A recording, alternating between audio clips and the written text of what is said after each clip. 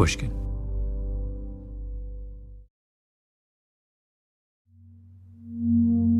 The New York Psychoanalytic Society and Institute is in a very formal European-style building on a quiet side street on the Upper East Side of Manhattan. Oak tables, high ceilings, in the library long ribbons of leather-bound volumes, and 5 different busts of Sigmund Freud, all in a row.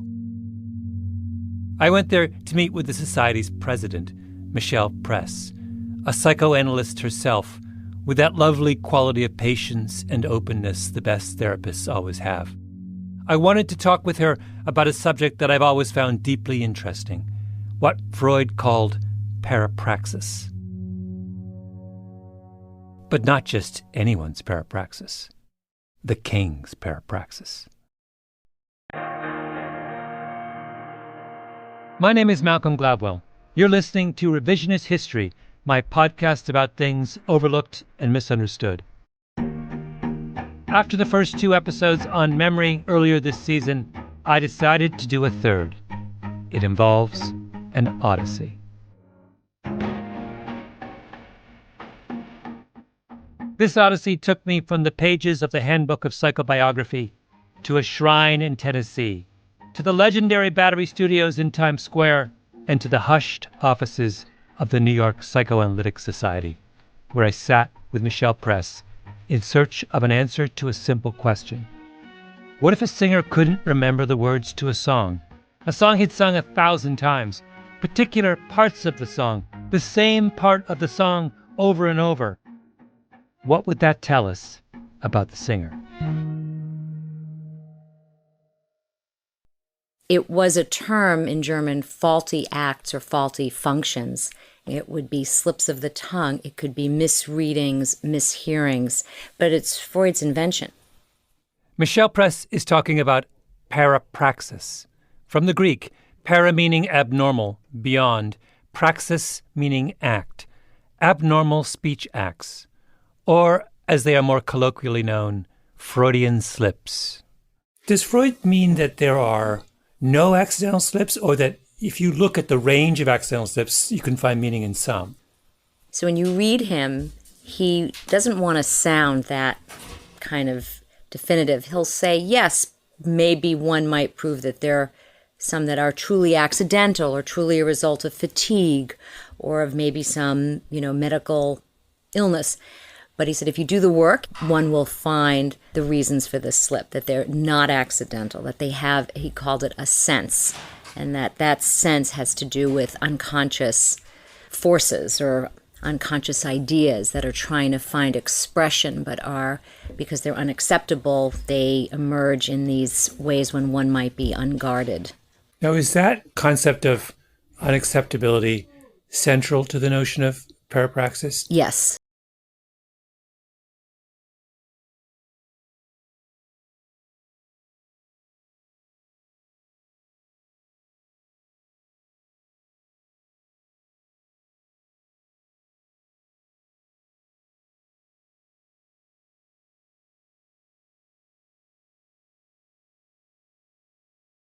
In his career, Elvis Presley recorded a song called Old Shep. It's a sentimental song about a boy and his dog, Shep, written in the 1930s by Red Foley. The dog gets old and sick. The vet says there's no hope. The boy aims his rifle at Shep to put him out of his misery, but he can't pull the trigger. He lies down next to Shep, cradles him in his arms.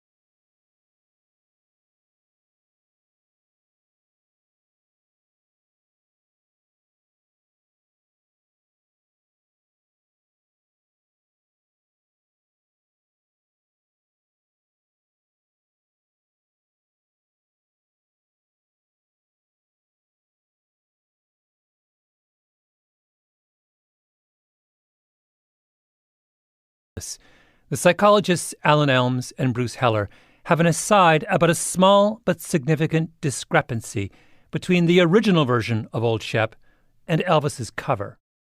I'm going to come back to Heller and Elms in a while because they really do the most thorough analysis of Elvis's lyrical parapraxis. But let's start with Old Shep. Listen to Hank Snow performing the lyrics as they were originally written. The boy has just put away his gun, realizing he can't shoot Shep.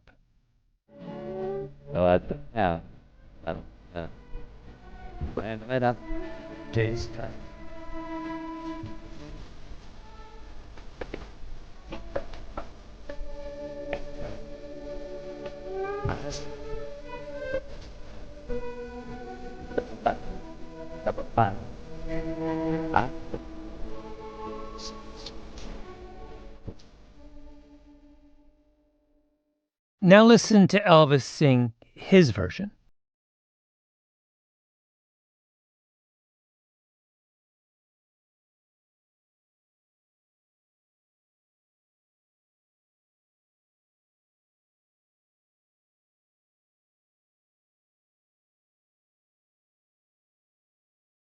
Snow sings, "I stroked the best pal a man ever found," meaning that the boy considers an act of violence against his best pal, then decides against it, and takes instead the path of nurture and sympathy.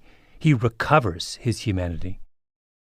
But Elvis sings, "I had struck the best friend a man ever had," which turns the meaning of the song completely upside down. The boy does not recover his humanity. He now holds himself responsible for an act of violence against Shep, an act of violence that in fact he did not commit. Stroke becomes struck, and all of a sudden a song about moral redemption turns into a song about morbid remorse. Now, I suppose you can say, stroke, struck, whatever. Those two words sound the same. It's just a cover, but it's not just a cover. Elvis was obsessed with Old Shep. It's the first song he ever learned on the guitar. He played it incessantly as a child. At age 10, he played it at the Mississippi-Alabama Fair, his first public performance. He played it at his high school talent show and won. He played it on dates with girls. He played it well into his career. And why does the song resonate so much with him? It's a song about love, betrayal, and loss, themes that are at the center of Elvis's life. He's a twinless twin, someone whose twin died in utero, and he's obsessed by that fact. He brings it up again and again, the loss of someone who should have been his closest friend. Elvis's mother, Gladys, is to say the least unusual. She's controlling, intense. He calls her baby. Gladys died when Elvis was just 23. When he first saw her casket, he threw himself on top of her body, then stepped back and talked about how beautiful she was while pointing to her dead feet. He called them her little sooties. He did this again and again. At the end of the funeral service, he lay on top of her casket saying, "I want to go with you. I don't want to stay here. I can't be without you." And we haven't even gotten to Priscilla, Elvis's wife. He spotted her when she was 14 and eventually convinced her to move in with him in Memphis. Once, Elvis took you to a morgue. Yes, he did. This is Priscilla being interviewed by Barbara Walters in 1985. Why? Why that fascination with dead bodies? I don't know what the fascination was. This is not the first time that he had done this. I don't know if it was for the shock value, to see how people would react, or just for his own thrill of it. You wrote, there were times when you and Elvis spent days in the bedroom. Freezing bedroom, he liked it very cold. The windows with blackout drapes so no sunlight entered, day after day. Mm-hmm.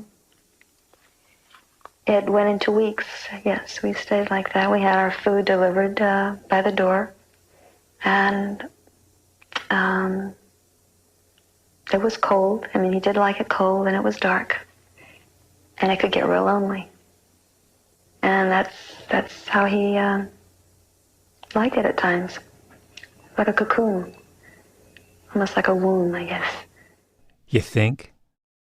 Priscilla and Barbara Walters are on a white couch surrounded by pink flowers. Priscilla is in a strapless sundress. She looks amazing.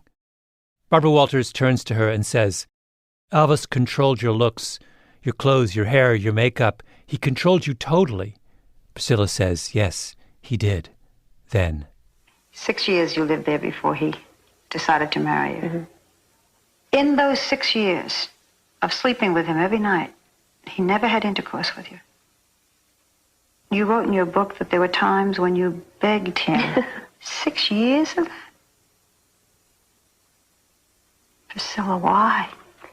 Well, again, I can only go back to what his concept was as what he wanted in a woman.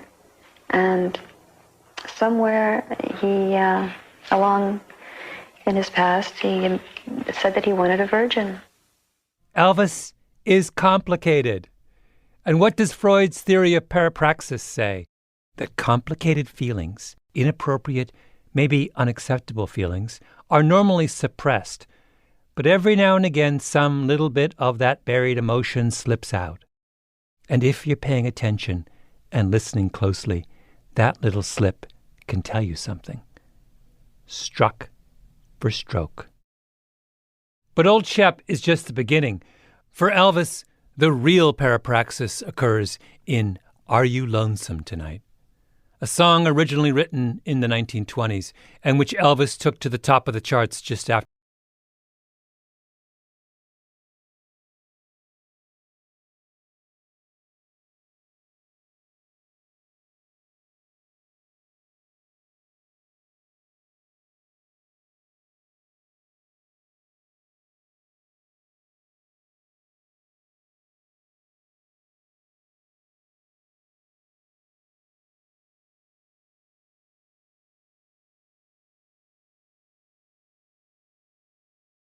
Studios on Music Row in Nashville, April 4th, 1960. The recordings from the original session now held in the Sony Music Archive. Yeah, this is there's numerous takes here, so they fall apart, they make a mistake, and what have you. So, John Jackson and Vic Anasini from Sony, me, all listening together at the legendary Battery Studios in Manhattan, where everyone from John Lennon to Bruce Springsteen recorded. Holy ground. I started my quest at the very beginning.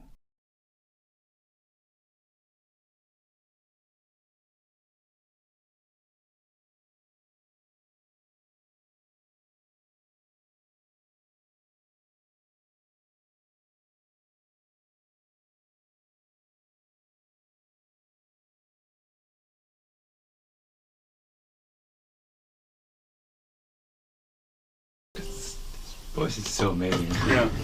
Is he, when he records that, are the Jordanaires singing along with him, or are they laying that track down separately? No, live. Oh, it's all Live. yeah, everything's all live. live.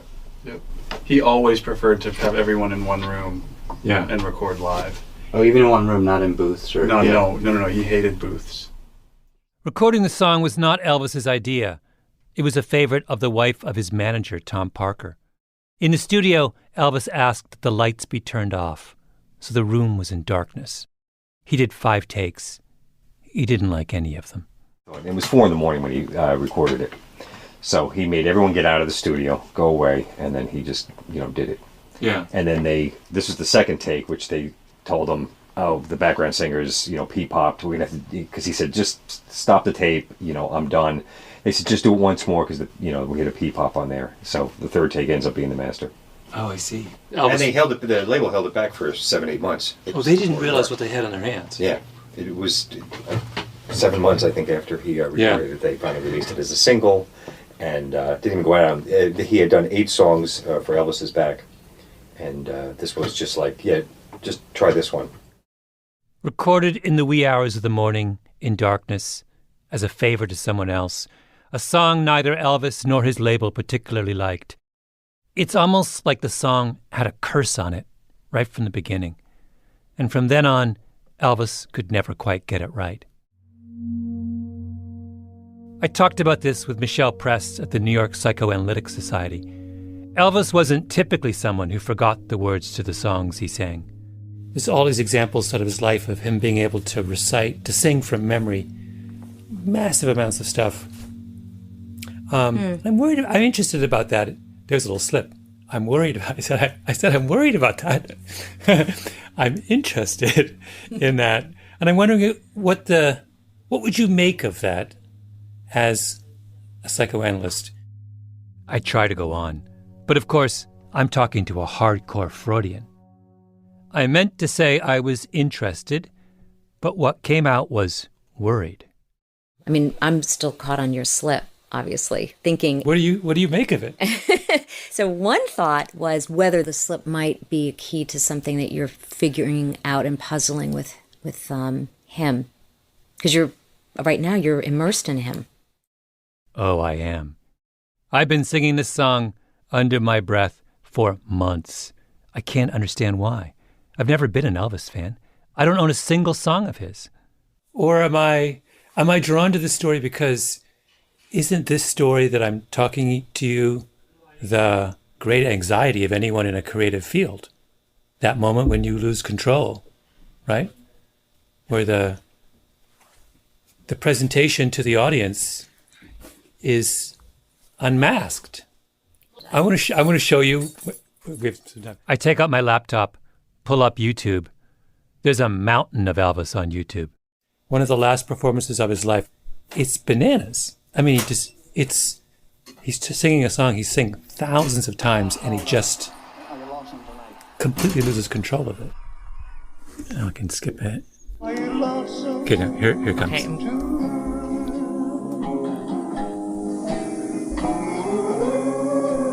I wonder if you're lonesome at night.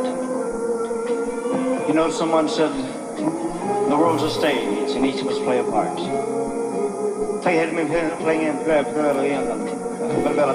Plus tags. You read your lines so cleverly. You never missed a cue. Then came Act 2.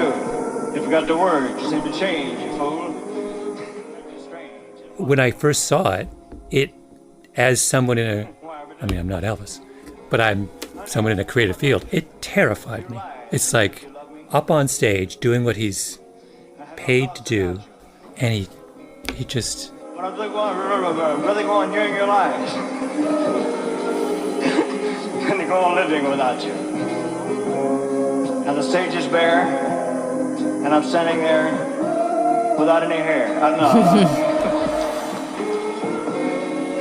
You'll come back to me. What the heck with you? Every live performance he's ever given of this that we have on tape, he mangles the bridge. He can't do it right. He's returning to the song again and again and again and again and again and doing the same kind of... in this particular... it's always the bridge. So it's kind of like a the singing part... Right? He's almost... Over how many years did this go on? Years. Okay, in 1982, this Latin version was a radio hit in the UK and reached number 25 on the British singles chart. At Battery Studios, I made the Sony guys play every version they had. They even have names: Laughing Elvis, Crazy Elvis.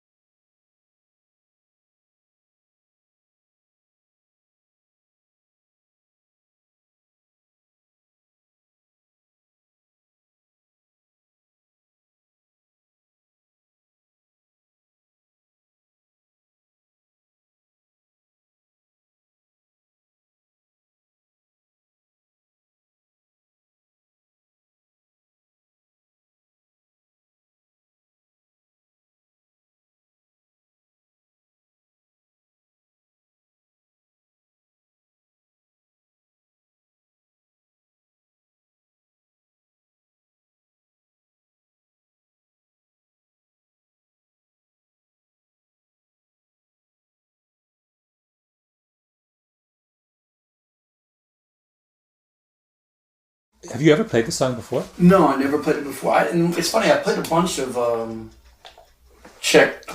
his stuff. Would you mind flipping that? Is it a standby switch on the back? I'm with Jack White at his studio in Nashville, Third Man Records. Jack White, formerly of the White Stripes, one of the great rock and rollers of his generation, and a huge Elvis fan. He has a shrine to Elvis in his hallway. Actual shrine. All that's missing is flowers. We met in his private office. Lots of black and yellow and leather and taxidermy. He sat on the couch with a guitar. Do you play Elvis songs in concert? Sometimes I do,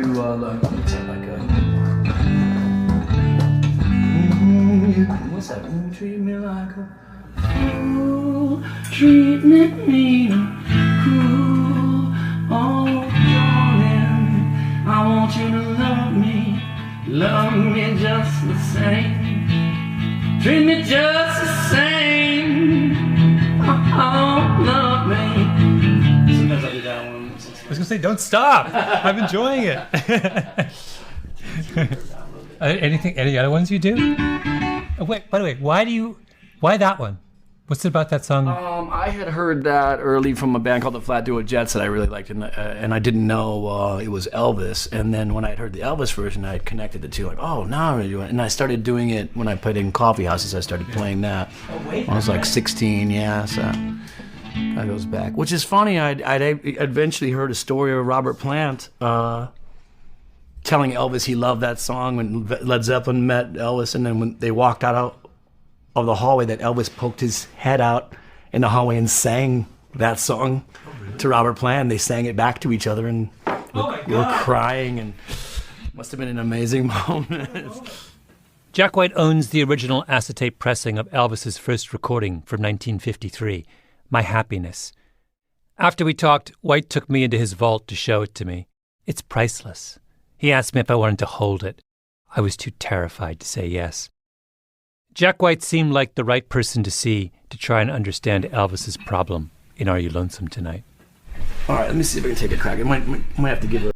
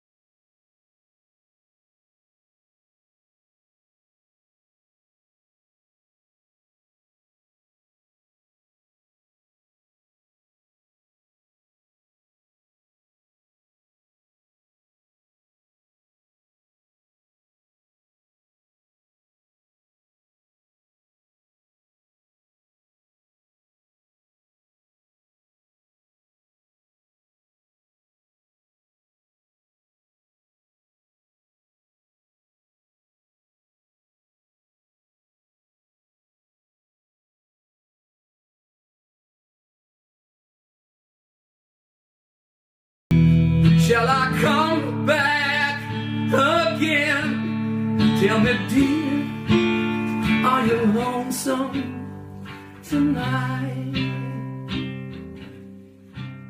That's the first half of the song. The sung version, all questions. A man is wondering whether his lover misses him. Then comes the spoken bridge, in which the emotional tables are turned and the man leaves himself bare. Are You Lonesome Tonight has been recorded countless times over the years. A lot of performers leave out the bridge because it's corny and way too long and hard. Elvis kept it in. So does Jack White. I wonder if you're lonesome tonight. You know, someone said that the world's a stage and each must play a part. Fate had me playing in love with you as my sweetheart. Act 1 was where we met. I loved you at first glance. You read your lines so cleverly and never missed a cue. Then came Act 2. You seemed to change, you acted strange, and why I've never known.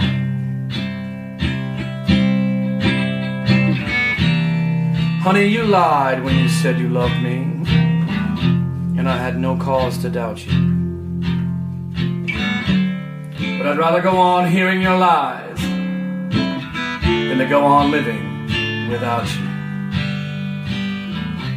Now the stage is bare, and I'm standing there with emptiness all around. And if you won't come back to me, then they can bring the curtain down. Is your heart filled with pain? Shall I come back again? Tell me, dear, are you lonesome tonight? Whoa! Wait, you enjoyed that? I did. It gets there's some nice parts where it gets you can see playing that live. Now that I just did that, we just did that. I played it once yesterday, reading this. But now playing like that, I could see, wow, live, that really could get to be a really emotional song. So I didn't really think about it till just then. What led you to think that just now? Because it feels like, it's in a minor. It's got a lot of minor chords, so that's already gets you in that melancholy vibe. But it has that. What just occurred to me now is he doesn't really care that if she's lonesome, it's he's lonesome. Mm-hmm. The singer is lonesome, and it's a MacGuffin to pretend like I'm worried about you. Mm-hmm. Are you lonesome tonight? But it's really the singer is worried about himself.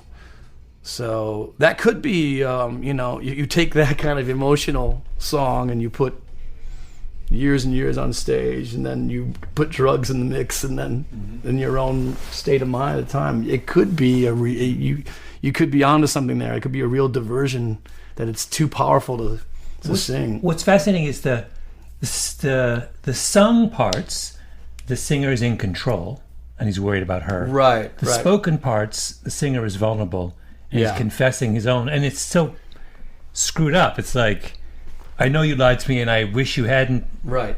I wish I didn't know that you lied to me, because I'd rather be in the state of being deceived than know the truth, which is like 17 convolutions of neuroticism. Right. Because he's still blaming her most of the lines. Still pointing the finger. White says you can't run from that kind of emotion, not if you're singing the song properly. And so when he writes songs, he tries to establish some distance between himself and the feelings he's singing about. I try to push it into a character's standpoint rather than it being a self confessional for me, because I think that would be really hard to consistently keep living that moment over and over and over again. I've definitely seen older artists ignoring certain parts of certain songs in their career because it's probably too close to home about something or other. But you can't avoid a song's emotional effects all the time, and especially not when you have to read a soliloquy in the middle of it, which is what the Are You Lonesome Bridge is, a speech parachuted into the heart of the song. I had a little flub moment at one point trying to figure out, well, wait a minute. It's a waltz. You have that, so if I'm like, I wonder if 2, 3. So 1, 2, 3, 1, 2, 3, 2, 3. So your brain kind of wants to go, I wonder if you're lonesome tonight. That's what your brain wants to do.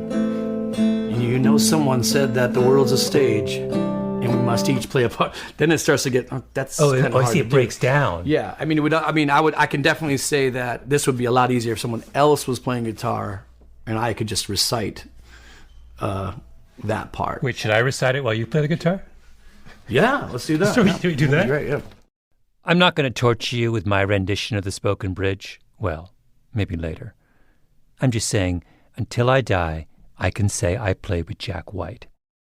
And then, because how many opportunities am I going to get like this?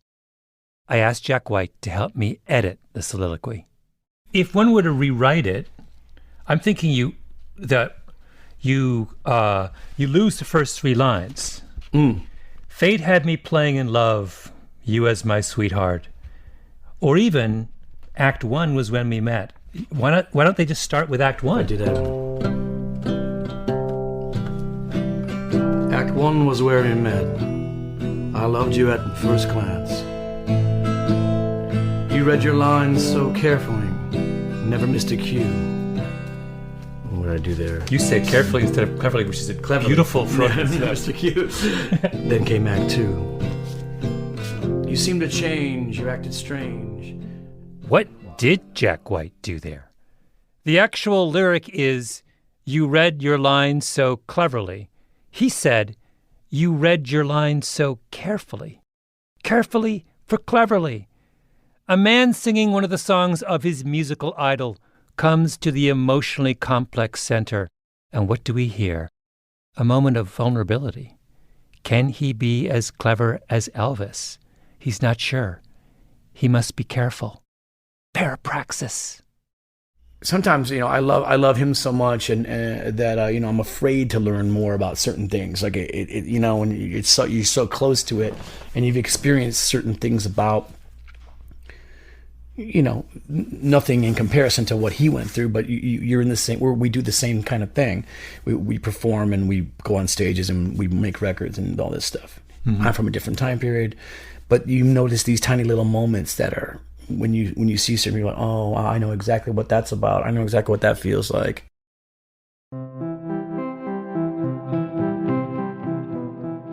There are 10 known live recordings of Elvis performing Are You Lonesome Tonight? Starting in 1961 in a concert at Block Arena in Honolulu, up to the end of Elvis's life in 1977. Alan Elms and Bruce Heller analyzed them all in their essay, 12 Ways to Say Lonesome, Assessing Error and Control in the Music of Elvis Presley. Elms and Heller find that Elvis performs the sung portion of Are You Lonesome Tonight more or less flawlessly, because the sung portion is the part of the song where the singer is in control. But in the spoken bridge, the narrator is suddenly the one who's been deceived and rejected. And that's the part Elvis can't get right. Elms and Heller count a total of 109 errors in those 10 live performances of the spoken bridge, 29 of which involve just 4 lines. I loved you at first glance, where he confesses the depths of his feelings.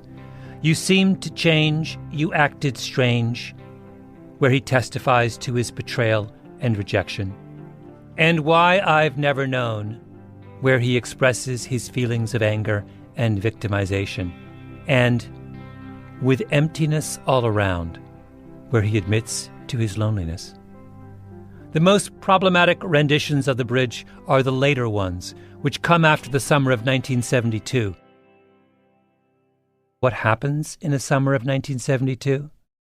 And one day you went in and said, I'm leaving. There was another man in your life then. Mm-hmm. He was your karate teacher, right. Mike Stone. Mm-hmm. And you went off then and lived with him. Yeah.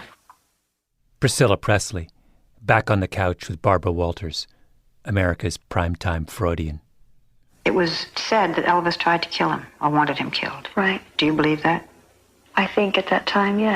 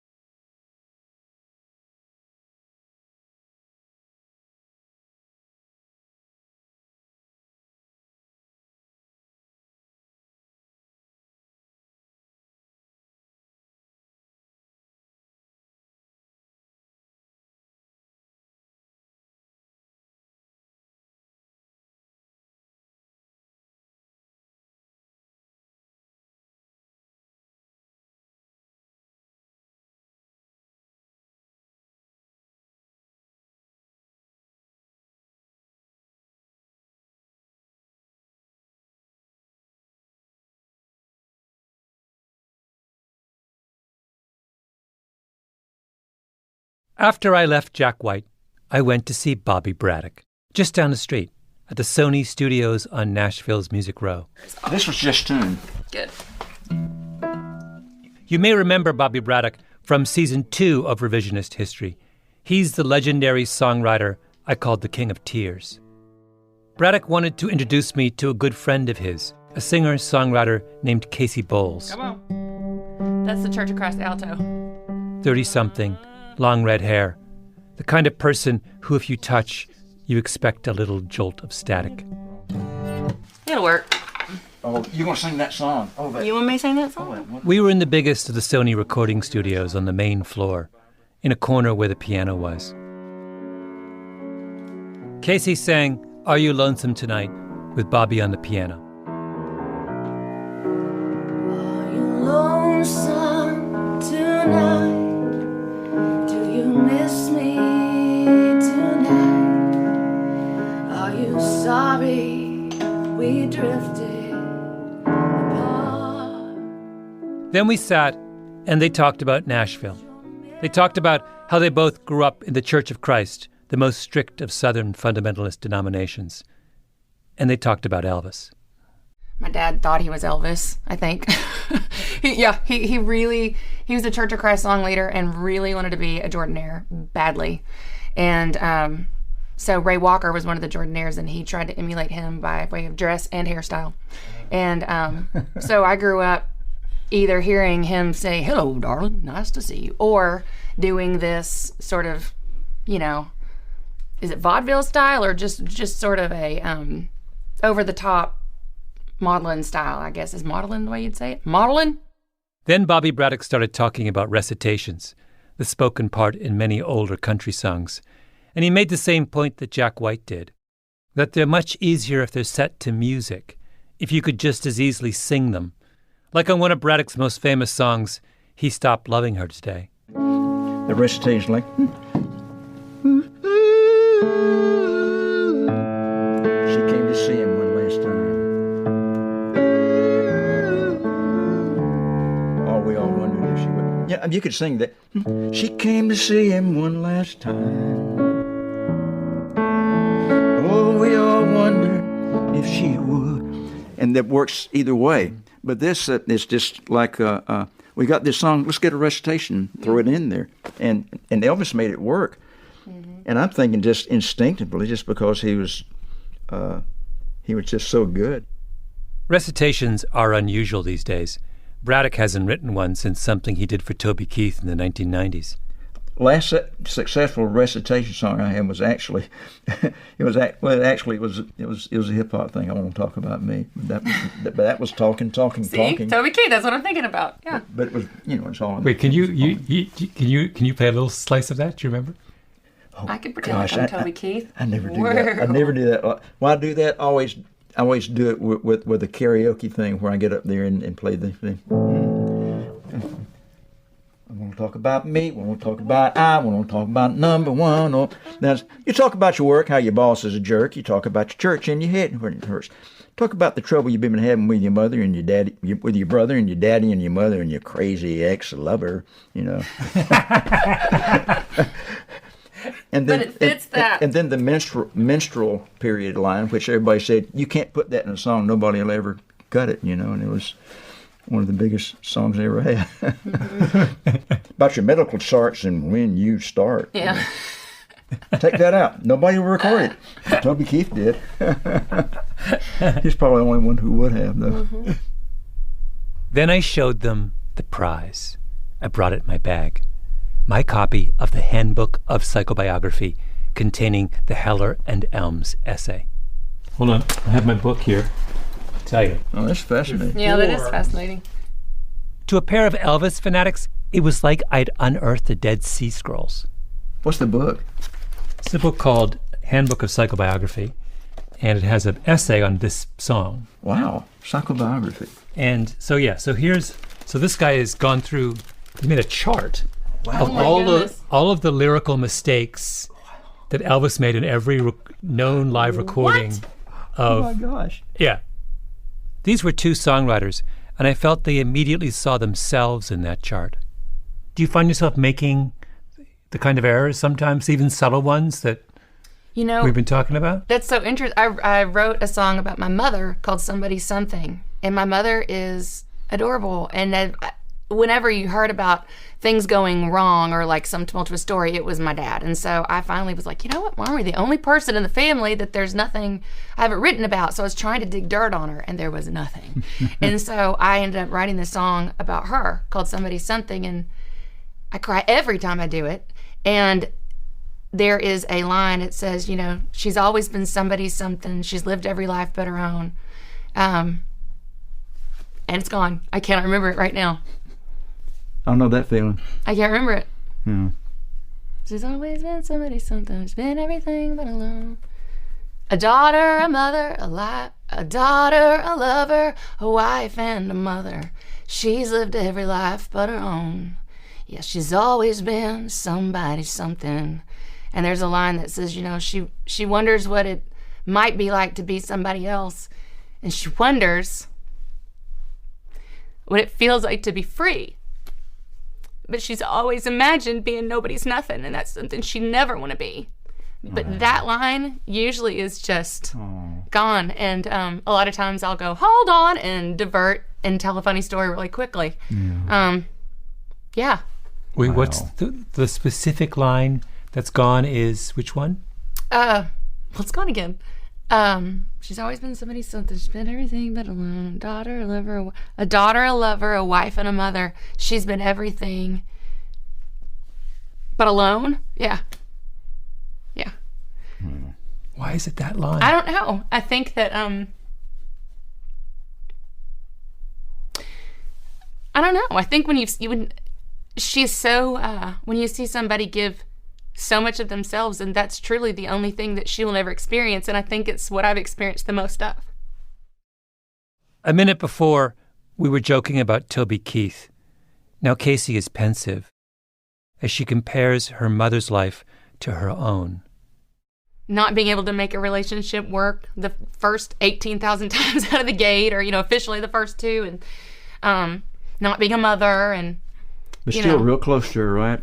Yeah, love her. She's wonderful. Go to church with her, right? I do. I sit still because she makes me, and I stay awake, and it's good. Funny, when I was a kid, if I'd get bored in church, and my mother would reach down and pinch me. You know? Oh, I got smacked.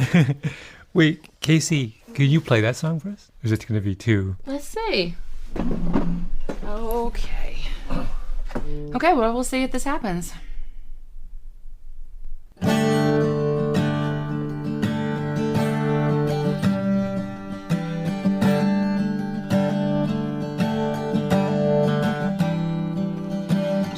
Up playing cowgirl in a railroad town, dreaming she'd see. Oh shoot, hold on. There's a line about Elvis in this. That's just random. Hold on. Dreaming she'd see Hollywood. I'm gonna do it again.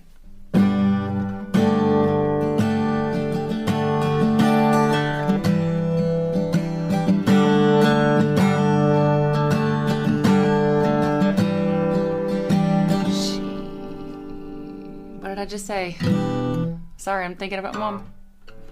She grew up playing cowgirl. She grew up playing cowgirl in a railroad town, dreaming she'd see Hollywood someday.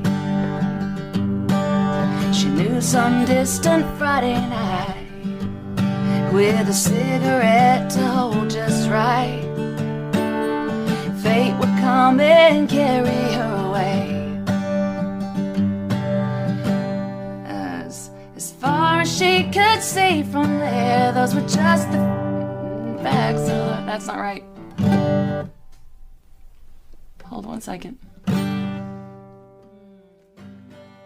My first reaction to Casey's failure of memory was to be embarrassed for her, worried that she had lost control.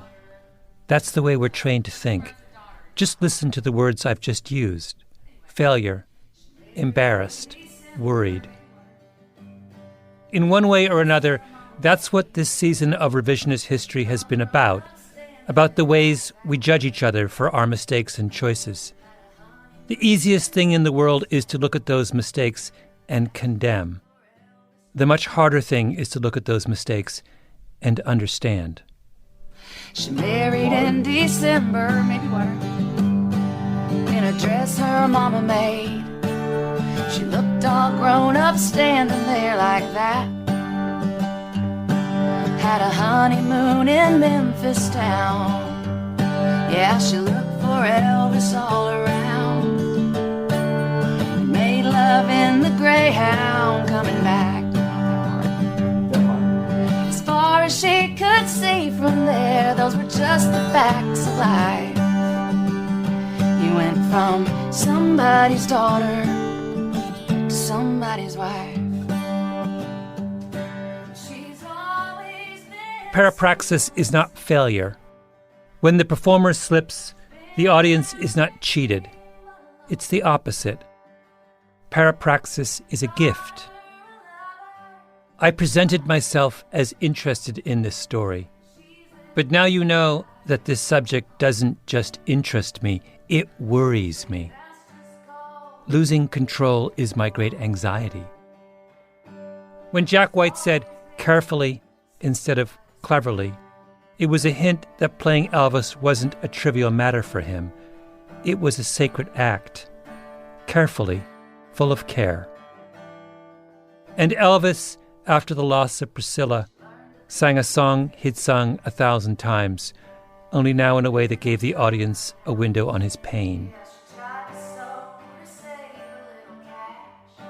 Mistakes reveal our vulnerabilities. They are the way the world understands us, the way performers make their performances real.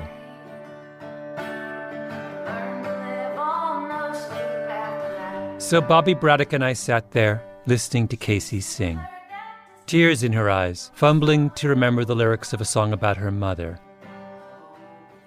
Fumbling not because her mother didn't matter to her, but because she did. She's always been somebody something. She's been everything but alone.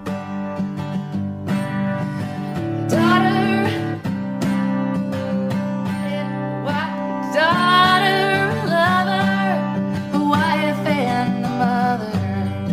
She's lived every life but her own.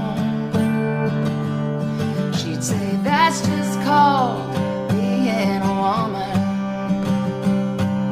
She's always been somebody something. God, it's beautiful. Why are you covering your mouth? It's just weird. Because it's just weird when you're thinking about what it is. Like, I just thought, oh, bad memory, too many songs, old, too many songs in there. But at any point in time, I could pull out a rap from New Edition from 1982. Like, why is that in there? And something that you wrote is not in there. That is so weird. It's not weird. A lesser person would have sung it perfectly.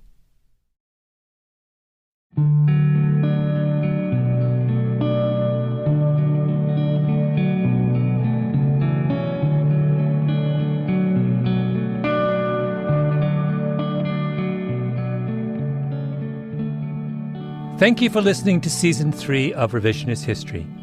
And if you liked this episode, you'll enjoy my new series launching later this year.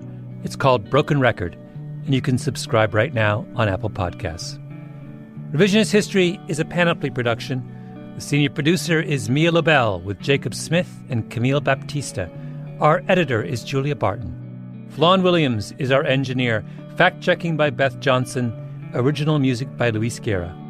Special thanks to Kim Green and Hal Humphreys of Storyboard EMP in Nashville. And here in New York, thanks to Jason Gambrell, Evan Viola, Rachel Strom, Nicole Buncis, Kate Mescal, Kristen Meinzer, Carly Migliori, Andy Bowers, and of course, El Jefe, Jacob Weisberg. I'm Malcolm Gladwell.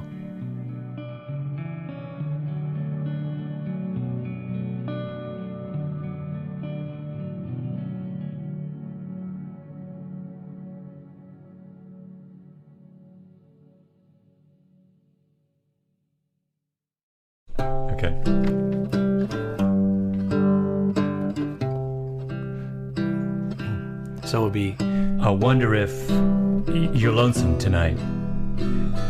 You know, someone said that the world's a stage, and each must play a part.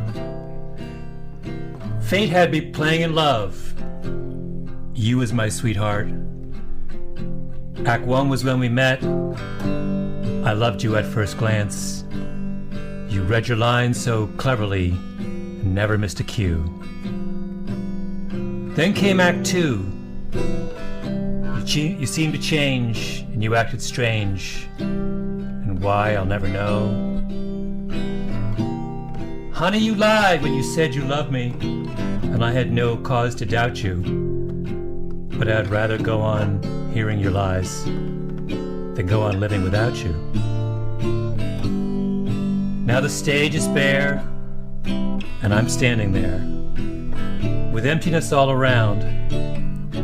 And if you won't come back to me, then make them bring the curtain down.